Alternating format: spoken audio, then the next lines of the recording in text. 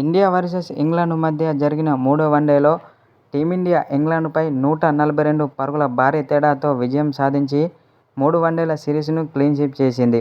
అయితే ఈ మ్యాచ్లో తొలుత బ్యాటింగ్ చేసిన టీమిండియా జట్టు 356 పరుగులకు ఆలౌటైంది.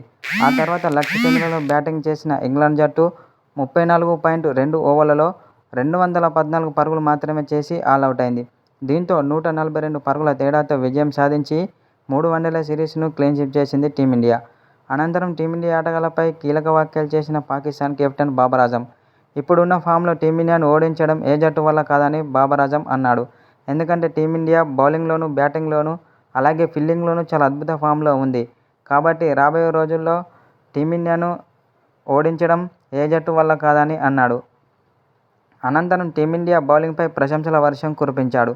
ఇలాంటి బౌలింగ్ను నా క్రికెట్ చరిత్రలోనే చూడలేదని పాకిస్తాన్ కెప్టెన్ బాబర్ ఆజం ఓ సోషల్ మీడియా ద్వారా తెలిపాడు.